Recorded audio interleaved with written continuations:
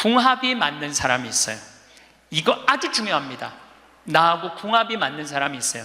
저는 내 인생에 참 궁합 맞는 사람들이 많은 편인데, 내 인생 가장 궁합 잘 맞았던 분은 2012년에 돌아가신 87세에 돌아가신 김창린 필립보 신부님이 나하고 궁합이 제일 잘 맞았던 신부님이에요.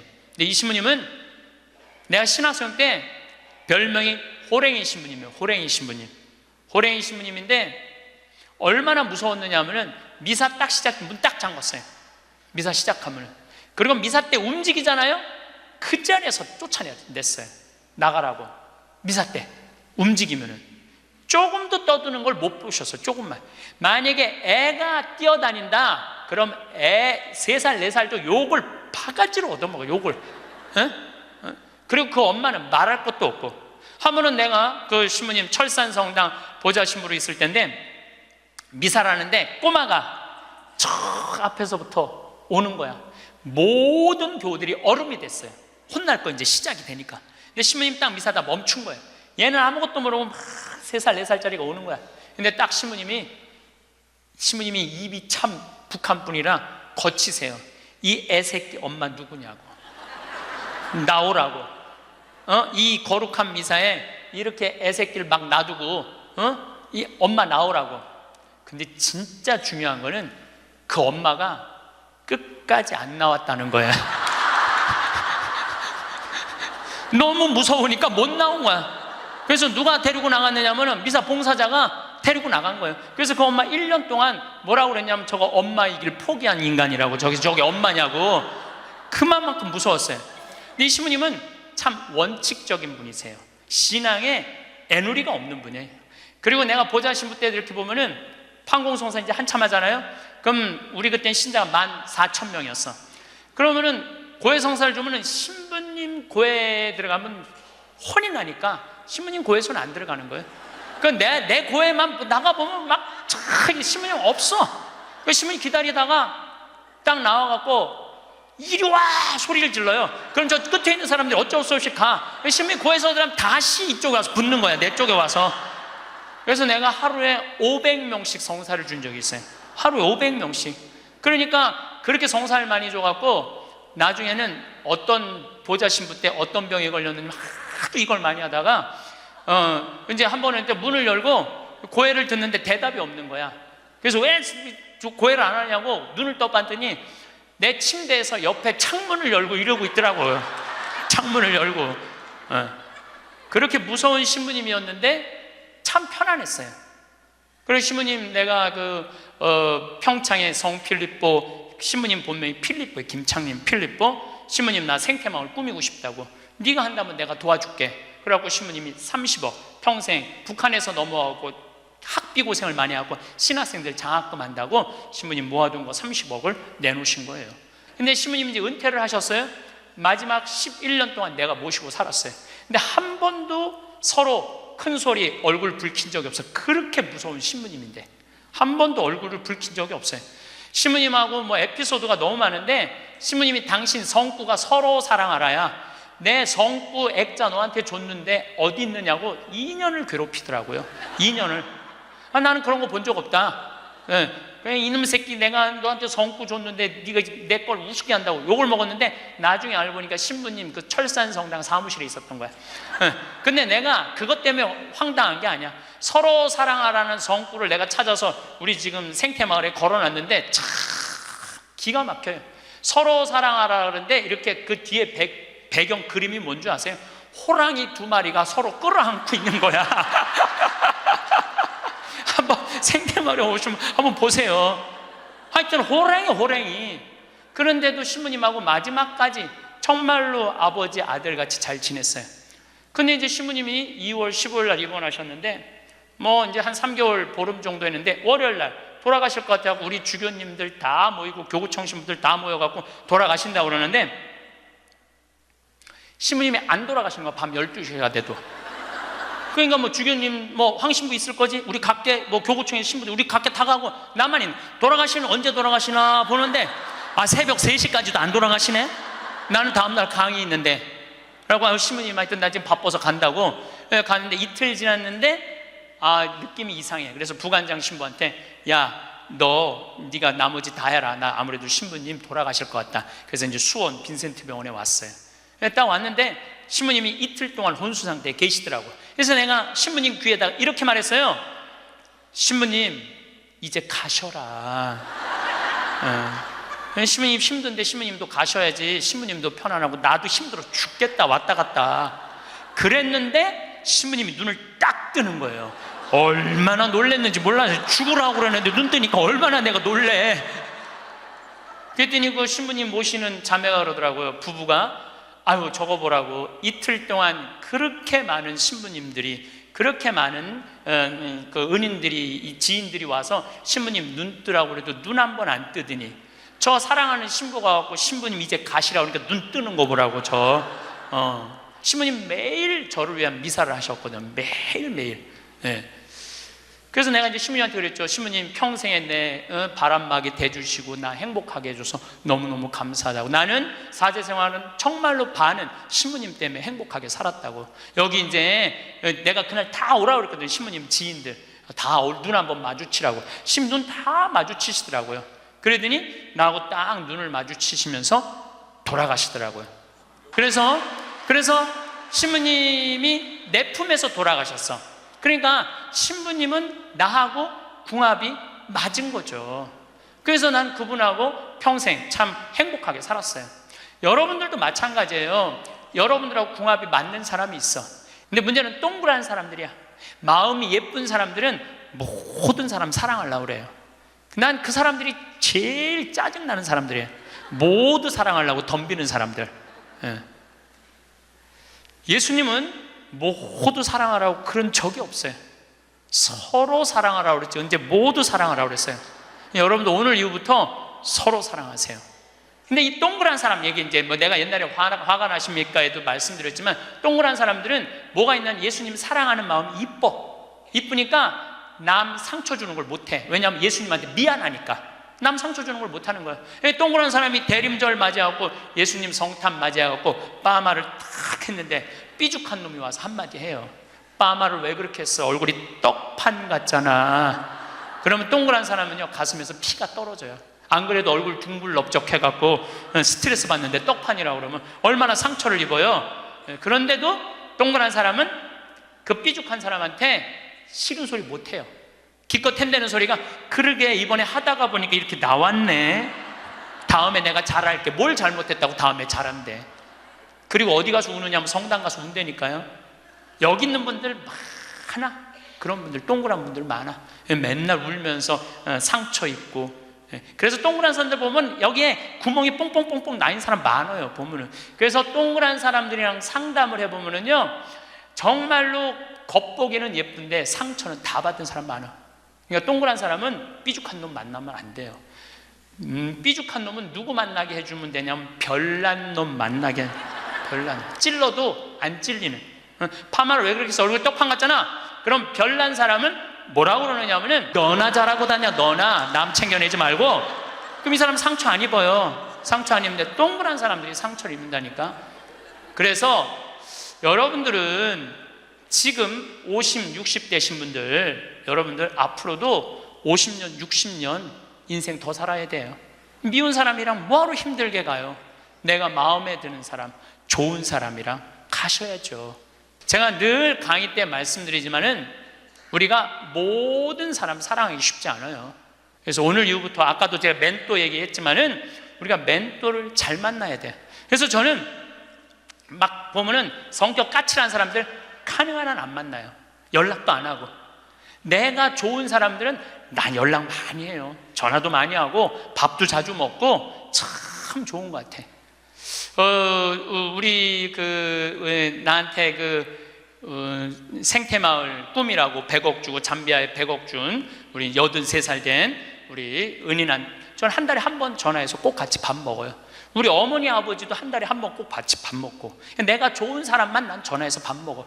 굳이 삐죽한 애 전화해갖고 내가 예수 그리스도 이름으로 저 사람을 사랑하고야 말리라. 난 안 그런다 이거야. 어제는 이제 수원 우리 두 번째 멘토 신부 성당에 가서 강의를 하게 됐는데, 오늘 평화방송 한다고 좀 이렇게 마사지를 받으려고 그러는데 마사지 예약한 사람이 까먹고 집에 휴가를 가버렸다고 그러더라고요. 그래갖고 이제 직원을 바깥에서 운전하는 직원을 한 30분 정도 기다리는데 그 성균관대학, 수원에 성균관대학이 있는 데인데 그 수많은 젊은 여대생들이 막 지나가더라고요.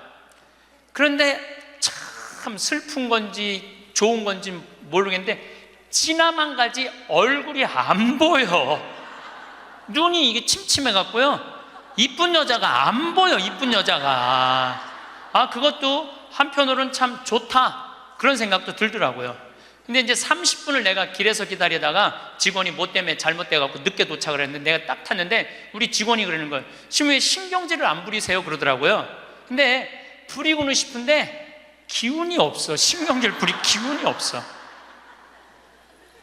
그래서 나이를 먹는 게 좋은 면도 있구나. 사소한 것에 신경이 점점 멀어지는 참 좋은 것도 있구나, 이런 생각이 들어요. 내가 40이 돼서 제일 감사한 것 중에 하나가 미운 사람이 하나도 없는 거예요. 그리고 미운 사람이 없다 보니까 마음에 평화를 많이 찾게 되더라고요. 근데 문제는 마음에 안 드는 놈들은 너무 많아. 근데 여러분들 인생 살면서 모든 사람들이 마음에 들 수 있을까요? 그건 불가능해요. 왜 불가능하냐면은 보수가 있고 진보가 있고 또 정치에 관심이 있는 사람이 있고 정치에 관심이 없는 사람이 있고 환경에 관심이 있는 사람이 있고 인권에 관심이 있는 사람이 다 달라. 다 달랐는데 어떻게 나하고 생각이 다르다고 미워할 필요까지 있느냐, 이거예요. 그냥 네모난 놈은 네모난 대로, 세모나면 세모난 대로, 동그라면 동그란 대로 인정해 주면 돼요. 그리고 제가 40이 들어서 제일 감사한 것 중에 하나가 30대 때는 일일이 다 지적해주고 가르쳐야지 속이 편했는데 40대는 안 그래요. 왜 안 그러느냐면 귀찮아. 그런 거를 일일이 다 신경 쓴다는 것 자체가 귀찮아요. 그런 것까지 신경 쓰고 살 필요가 없는데 뭐하러 그렇게 크고 세세한 것까지 관심을 갖고 사느냐, 이거예요. 그래서 40 부록이 되면서 유혹도 흔들림도 의심도 별로 없어진 것에 대해서 너무너무 감사하다는 거죠. 50이 지천명이야. 50이 지천명. 50이 되면은 뭐 해야 되느냐면 하늘의 뜻을 아는 나이야. 49까지는 세상에 관심이 많았다면 50부터는 어디에 관심이 많아야 돼? 하늘나라에 관심이 많아야 돼. 여러분들은 49까지는 세상에 속해서 살았어. 세상 일을 많이 하고 살았어요. 그럼 50부터는 이제 내가 이제 어디 갈 거야? 하늘나라 갈 거 아니야? 이제는 갈 날이 점점 다가오잖아요. 그러면 하느님의 뜻을 알라고 해야 되지 않아요? 하느님의 뜻을. 제가 미사 기도문 중에 너무 좋아하는 기도문이 있어요. 하느님 아버지, 성찬의 전례 때예요. 저희가 그리스도의 죽음과 부활을 기념하며 생명의 빵과 구원의 잔을 봉헌하나이다. 또한 저희가 아버지 앞에 나와 봉사하게 하시니 감사하나이다. 많이 들어봤죠? 또한 저희가 아버지 앞에 나와 봉사하게 하시니 감사하나이다. 저는 반장, 부반장, 줄반장도 해봤던 적이 없어요. 우등상도 타봤던 적이 없어요. 내 평생에 1등이라는 건 한 번도 해본 적이 없어요. 1등이라는 건 한 번도 해본 적이 없어요. 그런데 나같이 부족한 인간이 오늘도 이제 미사 같이 봉헌하겠지만은 이 많은 교우들한테 기도를 바쳐 올릴, 또한 아버지 앞에 나와 이 많은 교우들을 위해서 미사 드리게 해주는, 또한 아버지 앞에 나와 봉사하게 해주시니 감사나이다. 난 너무너무 영광스러운 거야. 아버지 일을 하는 것에 대해서 너무 감사하는 거야. 30대 때는 하느님의 이름을 빌려서 내 일을 했어요. 30대 때는 어땠냐, 뭐가 진행이 안 되면 성질을 있는 대로 부렸어요. 30대 때는. 근데 요즘은 막 일이 진행이 안 되잖아요. 그럼 딱 내려놔요. 그리고 이렇게 말합니다. 당신이 원하는 게 아니네. 그거 딱 내려놔요. 당신이 원하는 일이면, 하느님 당신이 원하는 일이면 되겠지. 제가 작년에 잠비아에 가갖고 간호대학 수톱된 걸 보고 저 사는 맛 사는 멋 삼교 한 끼 책 팔은 거 2억 인세 내놨다고 그랬잖아요. 그래갖고 교우들한테 1,000만 원씩 30명만 도와달라고 그랬잖아요. 그런데 2월 달에 방송에 나갔는데 4월 마지막 주에 2억 8천이 모인 거야. 2달 만에 2억 8천이. 내가 한번 모금도 나간 적이 없는데 다 전화해서 마지막 토요일에 내가 하느님한테 이렇게 기도했어요. 하느님, 왜 2천만 원이 비냐고. 진짜 그렇게 기도했어요. 진짜. 아니 내가 2억을 내놨으면 당신 3억 내놔야 될 거 아니냐고 그렇게 기도를 했는데, 그날 저녁에 종교도 다른 할머니가 나한테 전화했어요. 신부님, 당신이 기도를 하는 중에 내가 돈이 필요할 것 같아갖고 2천만 원 보냈다는 거예요. 2천만 원.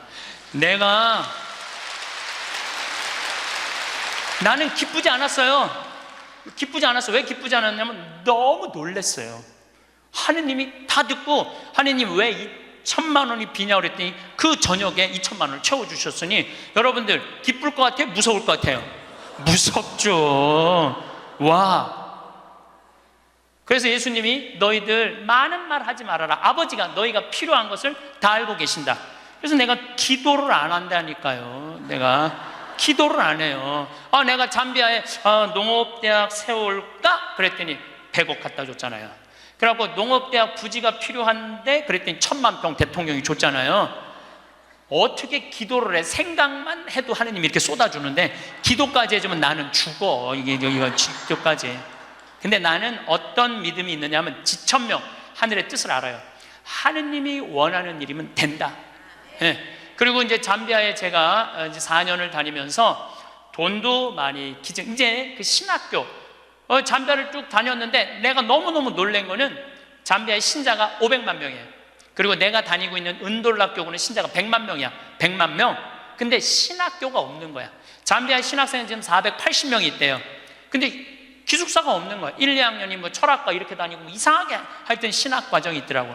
그래서 은돌라 교구의 반달 주교님께서 나한테 요청이 왔어요. 우리 여기 잠비아에 신학교를 좀 줘달라고.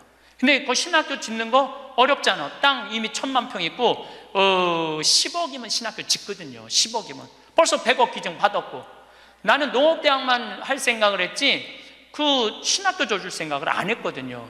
근데 생각해보니까 이거 신학교 짓는 거 이게 정말로 의미 있는 일이구나. 이게 누구의 뜻이냐? 1,000명이라는 거야. 하느님의 뜻이구나.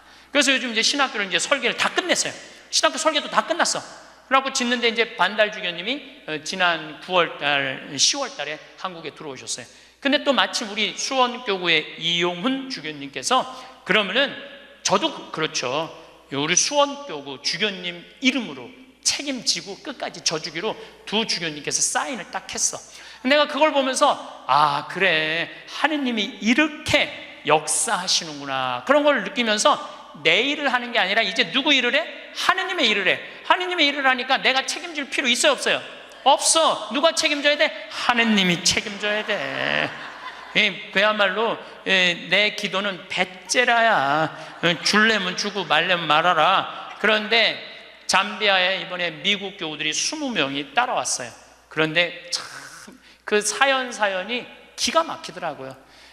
딸이 수의학과 다니다가 교통사고로 죽은 거야. 보나라는 아이인데 24살인가 6살에. 근데 그 딸 생일날 잠비아에서 보나 샘이라고 샘을 판 거예요. 근데 그분들이 그 주교님을 만나더니 우리도 잠비아에 신학교 짓는데 자기네들이 가능한 한 100만 달러 다 모아보겠다는 거예요. 이게 그러니까 내가 그런 일을 저지르는 게 아니라 하느님이 알아서 하는 거야. 나는 뭐만 해? 심부름만 하는 거야. 또한 아버지 앞에 나와 봉사하게 하시니 감사하나이다. 여러분들 여기 50대신 분들, 50 넘으신 분들 아직도 세상 것에 연연하고 매달린다면 언제 1,000명 하늘의 뜻을 알 거예요. 이제 이 세상 돌아가는 삼라만상 이치 다 할 나이 아니에요? 50이 되면은. 그렇다면은 내가 이 세상에서 하나라도 더 가지고 끝나는 게 아니고 이 세상에서 하느님 보시기 좋은 일을 하고 가는 게 중요하다는 거예요. 욕심을 버리시면은요, 여러분들 마음 안에 기쁨이 있어. 저는 요즘 미사 때마다 우리나라 평화를 위해서, 내가 우리나라 평화를 위해서 미사일 지향을 내가 드릴 수 있는 사제가 된다는 거 너무 감사하더라고요. 그래서 여러분들도 하느님 아버지, 내가 구역장으로 봉사하게 하시니 감사하나이다. 하느님 아버지, 내가 성모회장으로 봉사하게 하시니 감사하나이다. 하느님 아버지, 내가 반장으로 봉사하게 하시니 감사하나이다. 이렇게 기도해야 돼. 근데 50이 돼갖고 기껏 텐대는 소리가, 하느님 이번에 프레스디움 단장 안 하게 해주시니 감사하나이다. 이러면 안 된다는 거예요. 62순이라고 해. 62순. 이해 안 되는 게 없어야 돼요. 삼라만상 우주, 아까 1000명이라고 그랬잖아요. 1000명 안에는 우주 만물의 조화까지 다 알아야 돼. 그 60이 되면은 이해 안 되는 게 없어야 돼.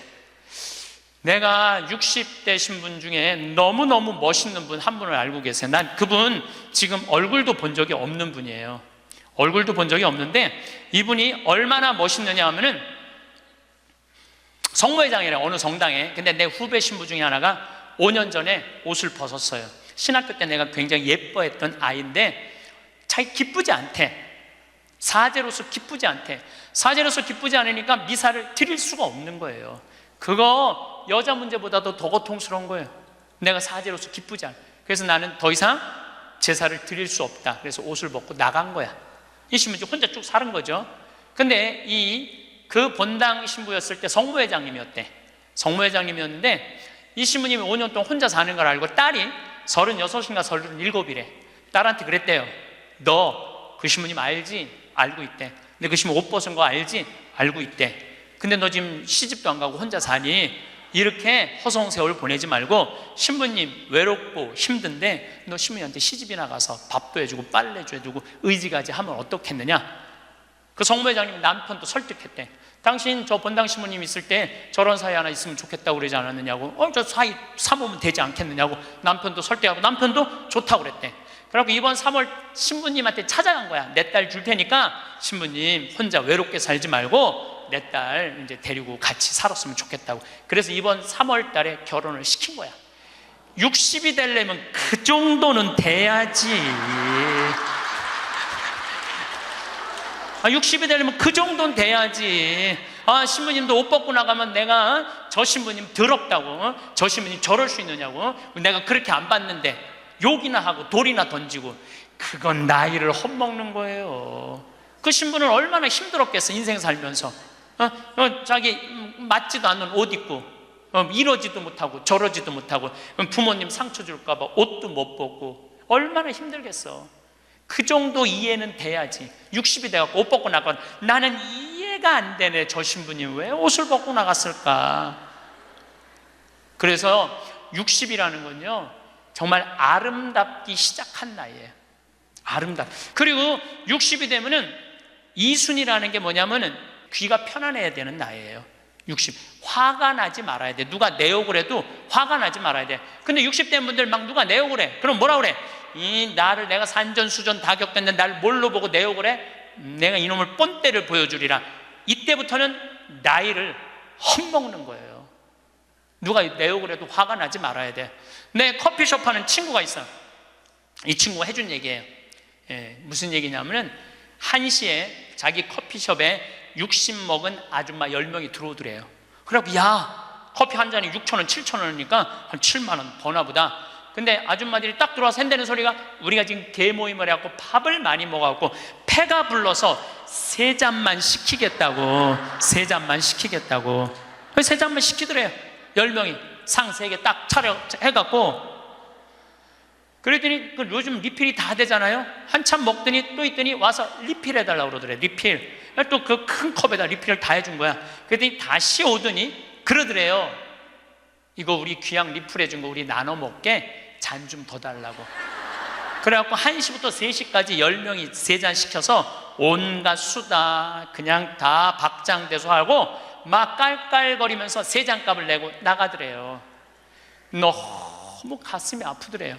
왜냐하면은 전기세도 있고 자리세도 있고 월세도 내야 되는데 저 아줌마들 10명이 들어와서 3잔만 시켜서 먹고 나가 얼마나 가슴이 아픈지 몰라요. 여러분들 돈이 없으면은 막심 골드 그 150원이야. 스틱 커피. 그거 10개 사면 1,500원이야. 그럼 보온병 사다가 종이컵 사다가 종이컵은 안 되지만은 그냥 그 앞에 공원이거든. 그거 먹으면 되지. 왜 그 남의 상처를 이걸 뭐라고 하냐면은 나이 값도 못 한다고 그러는 거야. 늙으려면 어떻게 늙어? 곱게 늙어. 늙으려면 곱게 늙어야 돼. 나이를 먹으려면은 제대로 먹어야 된다는 거예요. 나는 그래서 우리 직원들 장 보러 나갈 때 절대 못 깎게 해요. 돈 못 깎게. 그거 300원, 400원 깎아서 뭐해? 우리 직원이 지난번에 그러더라고. 자기가 저기 막 호박을 20개를 사는데 한 푼도 안 깎길래 하나 더 얹어주더래. 더 얹어주길래 이거 우리 신부님이 깎지 말라고 그런다고. 깎지 말란다고 그래. 나도 농사 짓는 사람이라요.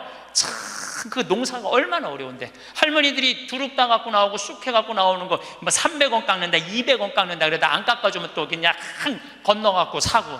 돌아다니면서 상처는 다 주고 다녀. 그리고 나 돈 아꼈다고. 참. 그 정도로 200원, 300원 깎고 돈 아낄 정도로 돈이 없으면은 그냥 집에 가만히 앉아 있어. 돌아다니지 말고. 예. 그래서 나이값을 해야 된다는 거예요. 나이값. 늙으려면 어떻게 늙어? 곱게 늙어야 돼. 늙으려면. 저는 60된 여자친구들이 많아요. 진짜로. 근데 60대 분들하고 이렇게 대하면 참 편안해요. 30대, 40대 이 여자들은 불편해. 불편해. 근데 60만 되면은 아주 편안해. 그리고 60이라고 얼굴이 못생긴 것도 아니야. 이뻐 다. 60은 내가 보기에는 아름답기 시작한 나이에요. 아름다운 모습으로 나이를 들어가는 것. 누가 뭐라 그래도 받아들이고 포용할 수 있는 따뜻한 나이가 저는 60이 아닌가 싶어요. 70이 종심소욕 불육이라고 그래요. 뭐라고 하면 70이면 마음을 따른 욕구가 일어나는 마음을 따라도 법의 어긋남이 없는 나이야. 그러니까 내가 한 70 넘은 분이 내가 욕심껏 행동을 해도 그게 법에 어긋나지 말아야 돼. 다시 말해서 좀 쉽게 얘기하면 우리 천주교 교우들 알아듣기 쉽게 말하면 70에 내가 하는 행동이 하느님이 하는 행동하고 똑같아야 돼. 70은. 근데 70된 할머니들 막 잔치집에 갔는데 그냥 부친 게 맛있다고 꼬쟁이에 그 집에 부친 게 남든 모자라든 상관하지 않고 꼬쟁이에 싸갖고 막 그게 이제 늙으려면 곱게 늙으려는 거예요. 그러면 안 된다는 거예요. 70. 불류구라는 게 뭐냐면 자야, 자. 예. 자가 넘침이 없는 거. 우리 요셉 성인을 의인이라고 그러죠? 왜 의인이라고 그러는지 아세요? 목수들은 자가 생명이에요. 그래서 길이가 정확해야 돼. 그래서 목수들은 재판할 때도 누구를 불러냐? 목수를 불러요. 목수를 불러갖고 이 사람이 정확하게 계산한 거냐? 누가 다 계산해줘? 목수들이 계산해줘서 그 의인이야, 의인. 그러니까 어긋남이 없는 거야, 어긋남이. 70이 되면은. 근데 70이 됐는데도 불구하고 욕심을 부리고. 난 70된 할머니들 싸우는 거 많이 봤어요. 우리 생태마을에 노인대학이 많이 오거든요. 그리고 우리 이제 항아리가 거의 1000개 정도 돼요. 항아리가 1000개 정도 되는데 항아리는 열어보면 안 돼요. 그러니까 이제 노인 할머니 한 분이, 내가 들은 얘기야. 할머니 한 분이 와갖고 그 문을 이렇게 걸어두거든요. 근데 문을 열고 들어가더래. 그 항아리 있는 대로. 그래서 봉사자가 할머니 거기 들어가시면 안 돼요. 들은 척도 안 하고 들어가더래. 거기를. 그러더니 이제 항아리를 하나하나 보더래. 그래서 할머니 그 항아리 열어보면 안 돼. 들은 척도 안 하고 항아리를 고무 밴드를 벗기더래. 할머니 그 찍어 먹으면 안 돼요. 들은 척도 안 하고 찍어. 그 항아리 하나 200만 원인데 300만 원인데 그거 하나 거기에 부대기 생기면 누가 책임질 건데. 예. 그래서 우리가 나이를 먹어가면 먹어갈수록 상식이 가득 차야 돼요. 나이가 먹을수록 어린아이가 돼가는 경우가 참 많아요. 근데 공자님이 73살까지 살다가 죽었어.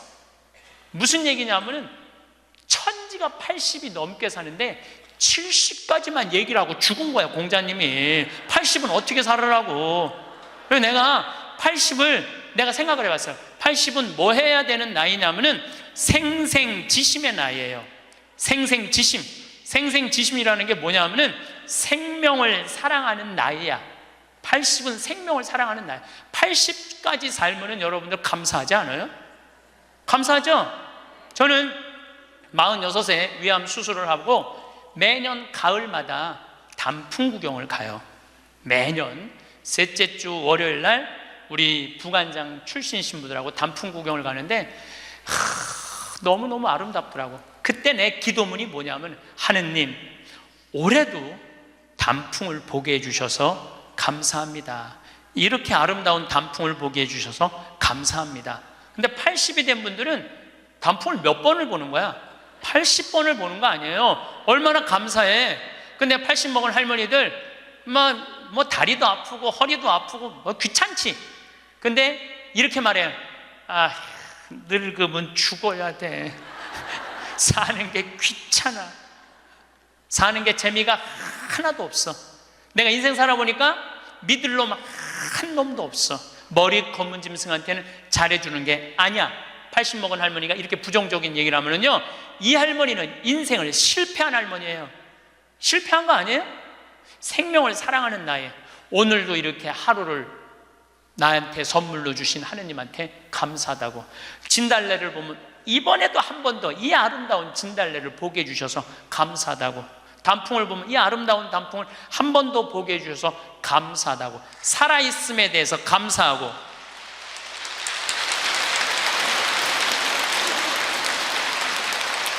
생명에 대해서 사랑하는 마음. 예. 저는 우리 요즘 대리임 때 우리 직원들 마니또를 해요. 작년에 느닷없이 마니또를 하자고 그러더라고요. 그래서 이제 쭉 뽑았어. 우리 직원이 40명인데 나는 이제 60 먹은 형제가 뽑혔어요. 근데 한 달 동안 그 형제만을 위해서 기도한다는 게 좀 그렇더라고요. 왜냐하면 내가 40명의 목자인데, 그래서 내가 매일 한 명씩 이름을 부어서 묵주기도 5단을 해줬어요.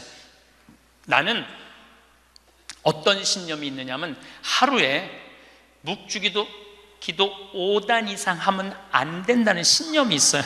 5단도 힘들어 죽겠는데 막 20단 30단 하는 사람들 보면은 놀라워. 뭐 한다고 20단 30단씩이나 해.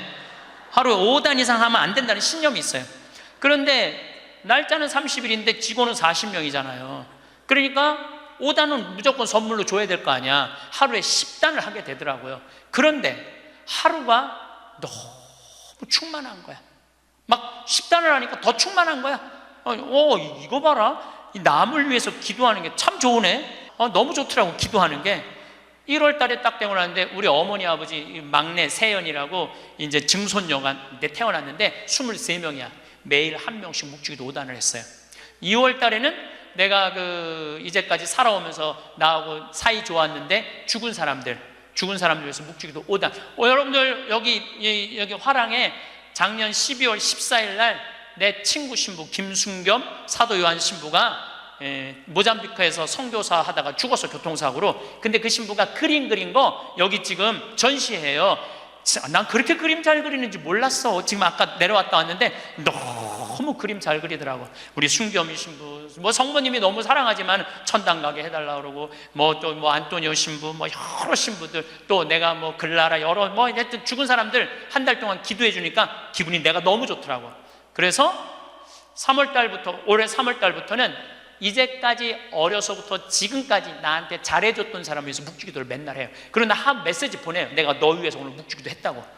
알아야 될 거 아니야. 내가 그렇게 힘들게 묵주기도 5단 했는데 알아야 될 거 아니야.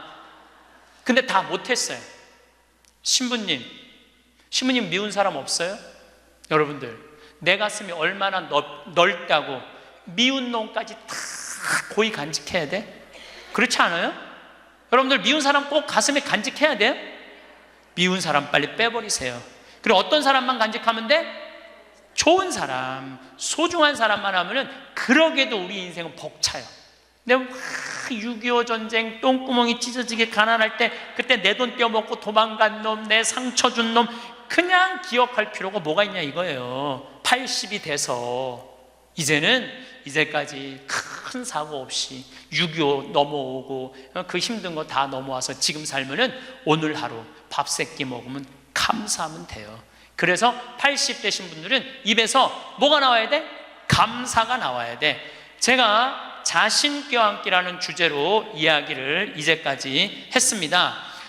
여러분들 나 자신을 껴안을 줄 알아야지, 나 자신을 껴안을 줄 알아야지 잘 살아요. 잘 살아야지 잘 죽을 수가 있어요.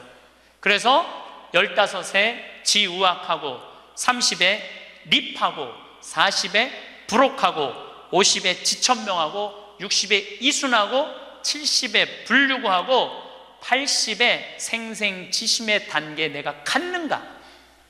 이걸 물어보자는 거예요. 나는 지금 어떤 단계인가? 나는 뜻도 안 세운 거 아닌가? 뜻도 안 세우고 공부도 안 하고 또 내가 섰다면은 어떻게 살아가야 될 것인가? 쓴 사람으로서. 그 나는 정말로 욕심 없이 유혹받지 않고 악의 유혹을 받지 않고 정직하게 살아가는, 주님 보시기에 좋게 살아갔는가? 그리고 하늘의 뜻은 내가 알고 있는가? 하늘의 뜻은.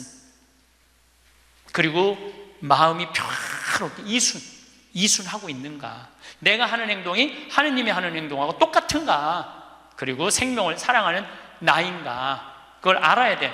그러면은 그런 정도의 사람이 되려고 그러면 공부해야 돼. 신부님, 저는요 신학교 공부했죠, 환경공학 공부했죠, 그 다음에 글 공부했어요. 그래서 저는 한국문인 회원이고 국제 팬클럽 회원이에요.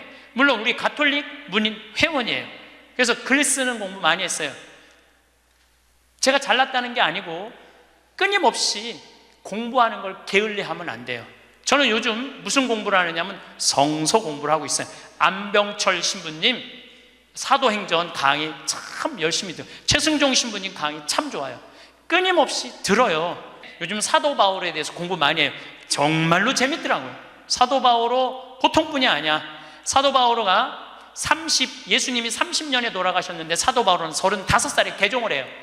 5년 동안 천주교 신자를 얼마나 만에 박해했는지 몰라. 5년 동안 집집마다 다니면서 잡아 감옥에다 가뒀어요. 집집마다. 스테파노 죽일 때 옷 들고 있었고, 그리고 다마스커스로 가다가 이 말에서 떨어지죠. 예수님이 사울아 사울아 왜 나를 박해하느냐. 그리고 35년서부터 45년까지 10년 동안 돌을 닦아요. 돌을. 그리고 바오로 사도는 안티오키아 교회를 바르나바 사도하고 세우면서 46년부터 1차 선교, 2차 선교, 3차 선교, 4차 선교, 마지막 로마까지 가는, 그래갖고 64년에 죽어요. 그러니까 거의 60살 정도, 30년 동안 하느님 일하다가 죽어. 33년 정확하게 33년. 내가 신학교 때 이런 거 몰랐어요. 요즘 공부하면서 알아. 공부하면서 너무 재밌더라고. 신부님은 팔자가 좋아갖고 대학 다니고 싶으면 대학 다니고, 대학원 다니고 싶으면 대학 다니고, 그 다음에 무슨 교수한테 글 배우고 싶으면 글 배우고. 신부님 팔자가 좋죠. 여러분들, 내가 팔자가 좋은 게 아니에요. 여러분들도 얼마든지 배울 수가 있어. 내가 지금 왜 이 핸드폰을 들고 왔다 갔다 하느냐면은 여기에 대학이 들어있어요. 여기 유튜브를 통해서 모든 교수들 강의를 다 들을 수 있어요. 주옥 같은 강의가 다 들어있어요. 역사를 배우고 싶으면 역사를 치면 나오고, 철학을 배우고 싶으면 철학을 나오고, 성서를 치면 성서가 나오고, 그냥 너무너무 많아. 여기 휴대폰에 이거 맨날 메시지하고 전화 받는 걸로 하지 말고, 신부님 이거 어떻게 찾아요? 손자들한테 해달라고 그래. 손자들한테 이렇게 얘기하세요. 그게 손자들 교육이에요. 얘야, 나 소크라테스 변론이라는 거 듣고 싶은데, 변론이라는 걸 듣고 싶은데 이거 좀 내가 누르면 바로 나오게 해줘라. 그럼 걔 그거 찾아서 걔도 공부해. 맨날 게임만 하다가 할머니가 이거 좀 깔아달라고 그러면 걔 기가 막히게 깔아줘요. 누르면 나와. 누르면. 결국은 내가 서야 돼. 내가 깨우쳐야 돼.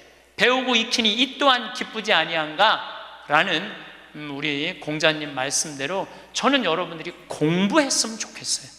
공부를 하면은요, 소크라테스 말씀처럼 지식은 덕으로 가고 덕은 곧 행복으로 이어진다는 거예요.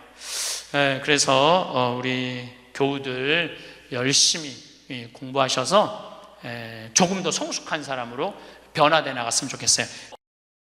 행복은 곧 힘입니다. 더 정확히 말하면 행복이 곧 경쟁력이 된 시대입니다. 마음이 편안한 사람이 더 좋은 결정을 내리고 더 좋은 관계를 만들고 더 좋은 결과를 만들어냅니다.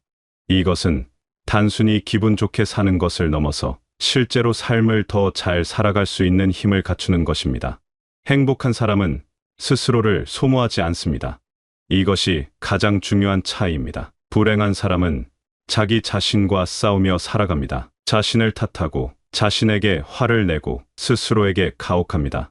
그렇게 자기 자신을 갉아먹으며 앞으로 나아가려 합니다. 하지만 그런 방식으로는 멀리 갈 수 없습니다. 에너지는 한정되어 있고 스스로를 소모하는 사람은 결국 바닥을 드러내게 됩니다. 반면 행복한 사람은 다릅니다. 이들은 스스로를 돌봅니다. 피곤하면 쉬고 힘들면 멈춥니다. 자신의 감정을 인정하고 필요한 것을 챙깁니다. 이것이 나약함이 아니라는 것을 알기 때문입니다. 오히려 이것이 계속 나아가기 위한 방법이라는 것을 압니다. 마치 긴 여행을 떠날 때 중간중간 휴게소에서 쉬어가는 것처럼 삶도 그렇게 쉬어가며 나아가야 한다는 것을 이해합니다. 쉬는 것이 게으른 것이 아니라 더 오래, 더 건강하게 가기 위한 준비라는 것을 깨닫습니다. 행복한 사람은 감사하는 습관을 가지고 있습니다. 작은 것에도 고마워할 줄 압니다. 아침에 눈을 뜨는 것, 따뜻한 햇살, 맛있는 음식, 편안한 잠자리, 이런 것들이 당연하지 않다는 것을 압니다. 그래서 매일매일이 선물처럼 느껴집니다. 이런 마음은 삶을 풍요롭게 만듭니다. 같은 하루를 살아도 감사하는 사람은 더 많은 것을 느끼고 더 많은 것을 누립니다. 똑같은 아침 식사를 해도 똑같은 거리를 걸어도 감사하는 마음이 있으면 그 안에서 더 많은 기쁨을 찾아냅니다. 관계도 다릅니다. 행복한 사람은 다른 사람을 공격하지 않습니다. 자신이 충만하기 때문에 남을 깎아내릴 필요가 없습니다. 대신 다른 사람의 성공을 함께 기뻐하고 다른 사람의 아픔을 함께 슬퍼합니다. 이런 사람 곁에는 자연스럽게 사람들이 모입니다. 좋은 관계는 또 다른 행복을 만들어내고 그 행복은 다시 더 좋은 관계를 만들어냅니다. 이렇게 선순환이 일어납니다. 행복한 사람 주변에는 따뜻한 기운이 흐르고 그 기운이 더 많은 사람들을 끌어당깁니다. 이런 모든 것들이 결국 지속 가능한 성공으로 이어집니다. 지속 가능하다는 말이 중요합니다. 한순간 반짝하고 사라지는 성공이 아니라 오래도록 계속되는 성공. 일시적으로 높이 올라갔다가 추락하는 것이 아니라 천천히 꾸준히 올라가는 것. 그것이 진짜 성공입니다. 그리고 그런 성공은 행복한 마음에서만 가능합니다. 불행한 마음으로 이룬 성공은 오래가지 못합니다. 그것은 마치 모래 위에 세운 집과 같습니다. 언뜻 보기엔 멋져 보이지만 파도가 치면 무너져 버립니다. 억지로 견디며 이룬 것들은 결국 무너집니다. 마음이 버티지 못하기 때문입니다. 몸도 버티지 못하기 때문입니다. 관계도 버티지 못하기 때문입니다. 모든 것이 긴장 상태에서 만들어졌기 때문에 그 긴장이 풀리는 순간 함께 무너져 내립니다. 하지만 행복한 마음으로 이룬 것은 다릅니다. 그것은 단단한 바위 위에 세운 집과 같습니다. 바람이 불어도 비가 내려도 흔들리지 않습니다. 왜냐하면 그 밑바탕이 튼튼하기 때문입니다. 행복이라는 단단한 기초 위에 세워진 성공은 무너지지 않습니다. 설령 어려움이 와도 그것을 이겨낼 수 있는 힘이 그 안에 있습니다. 많은 분들이 아직도 행복을 미루고 있습니다. 일이 끝나면, 돈을 좀 더 벌면, 상황이 나아지면 그때 행복해지겠다고 생각합니다. 하지만 그때는 오지 않습니다. 항상 새로운 일이 생기고 항상 돈은 부족하고 항상 상황은 완벽하지 않습니다. 행복을 미루는 것은 삶을 미루는 것과 같습니다. 오늘 행복하지 않으면 내일도 행복하지 않습니다. 행복은 조건이 갖춰져야 오는 것이 아니라 마음먹기에 달린 것이기 때문입니다. 지금 이 순간이 행복해져야 합니다. 완벽하지 않아도 괜찮습니다. 모든 것이 갖춰지지 않았어도 괜찮습니다. 지금 있는 것들로 행복해질 수 있습니다. 아니, 지금 있는 것들로 행복해져야 합니다. 그것이 앞으로 나아갈 수 있는 유일한 방법이기 때문입니다. 지금 이 순간을 소중히 여기고 지금 가진 것에 감사하는 것부터 시작해야 합니다. 시대는 바뀌었습니다. 성공이 행복을 만드는 시대에서 행복이 성공을 만드는 시대로 완전히 전환되었습니다. 이것은 단순히 살아가는 방식의 변화가 아니라 가치관의 전환입니다. 무엇이 진짜 중요한지, 무엇을 먼저 챙겨야 하는지, 어떻게 살아야 잘 사는 것인지에 대한 근본적인 변화입니다. 과거에는 성공이 목표였습니다. 모두가 성공을 향해 달려갔고 성공하기 위해 많은 것을 포기했습니다. 건강도, 관계도, 마음의 평화도 뒤로 미뤘습니다. 언젠가 성공하면 다 돌아올 거라고 믿으면서 말입니다. 하지만 성공한 많은 사람들이 알게 되었습니다. 성공했다고 자동으로 행복해지지는 않는다는 것을. 오히려 성공을 위해 포기했던 것들이 얼마나 소중했는지 그것들을 잃고 나서야 깨닫게 되었습니다. 건강을 잃고 관계를 잃고 마음의 평화를 잃은 후에야 그것들의 가치를 알게 되었습니다. 새로운 시대는 다릅니다. 이제는 행복이 출발점입니다. 행복한 마음으로 시작해야 좋은 결과가 나옵니다. 행복한 상태에서 일해야 좋은 성과가 나옵니다. 행복한 관계 속에서 살아야 더 큰 것을 이룰 수 있습니다. 행복은 더 이상 도착지가 아니라 출발점입니다. 여정의 끝이 아니라 시작입니다.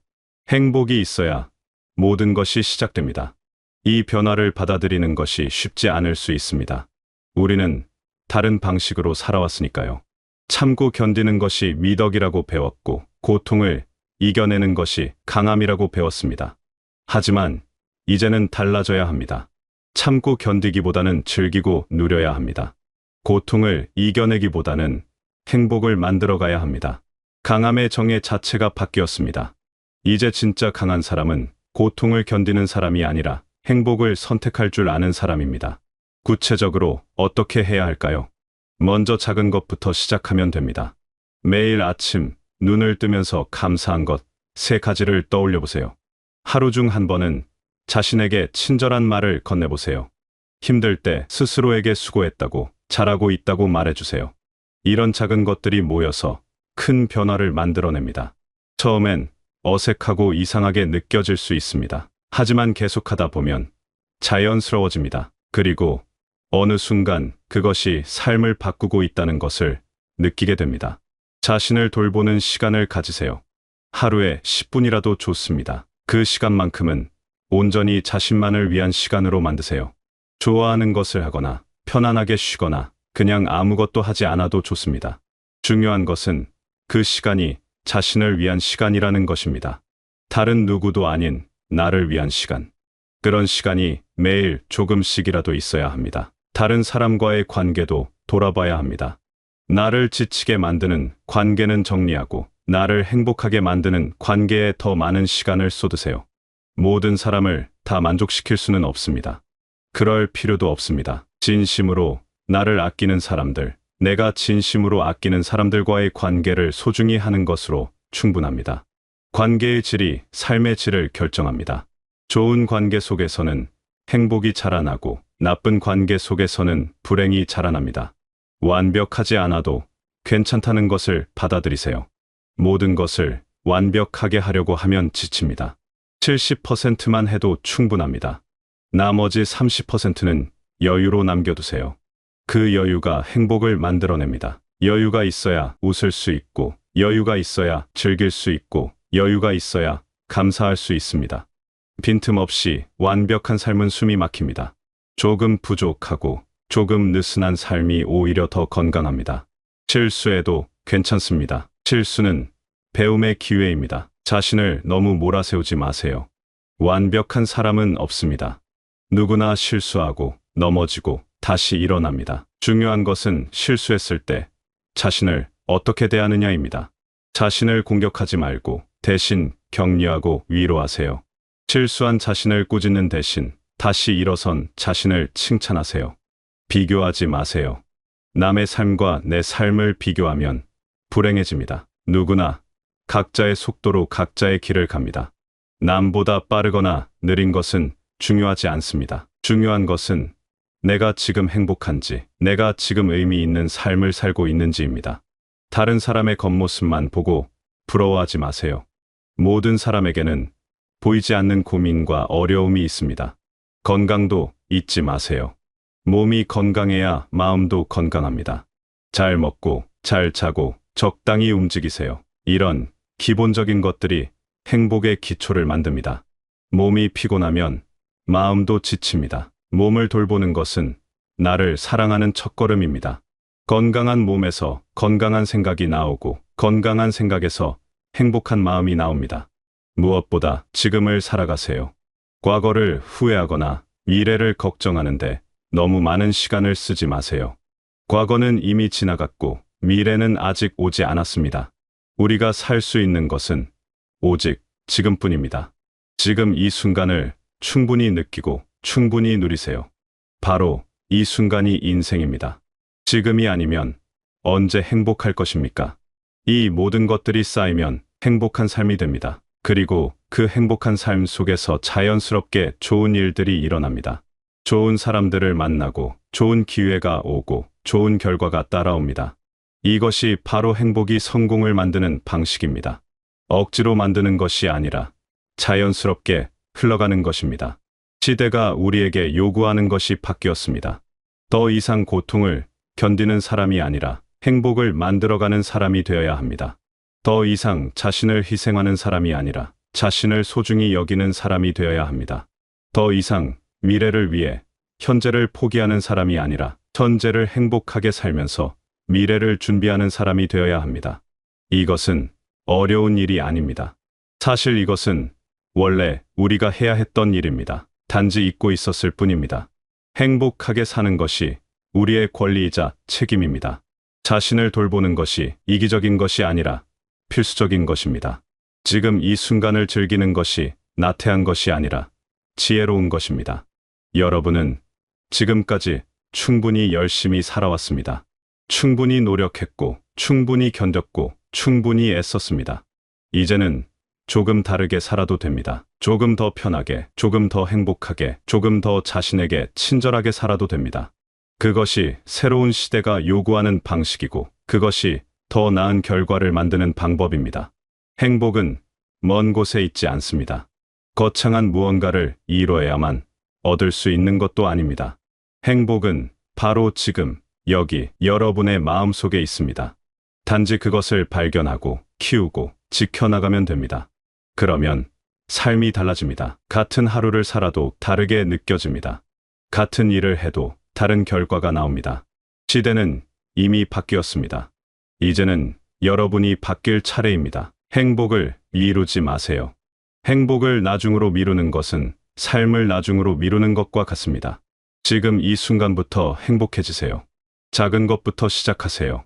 그러면 큰 변화가 일어날 것입니다. 여러분은 그럴 자격이 있습니다. 행복할 자격, 편안할 자격, 사랑받을 자격이 있습니다. 지금까지 살아온 모든 순간이 여러분을 여기까지 데려왔고 앞으로도 계속 나아갈 힘을 주고 있습니다. 그 힘의 근원을 행복으로 채우세요. 그러면 더 멀리, 더 높이, 더 아름답게 나아갈 수 있습니다. 여러분의 매일이 조금씩 더 밝아지고 마음이 조금씩 더 가벼워지고 삶이 조금씩 더 풍요로워지기를 바랍니다. 그리고 그 모든 변화가 여러분을 진정한 성공으로 이끌어주기를 바랍니다. 행복이 여러분의 든든한 동반자가 되어 앞으로의 모든 여정을 함께하기를 바랍니다. 여러분이 원하는 모든 것을 이루시되 그 과정에서 행복을 잃지 않으시길 바랍니다. 무엇보다 여러분 자신에게 가장 좋은 친구가 되시길 바라겠습니다.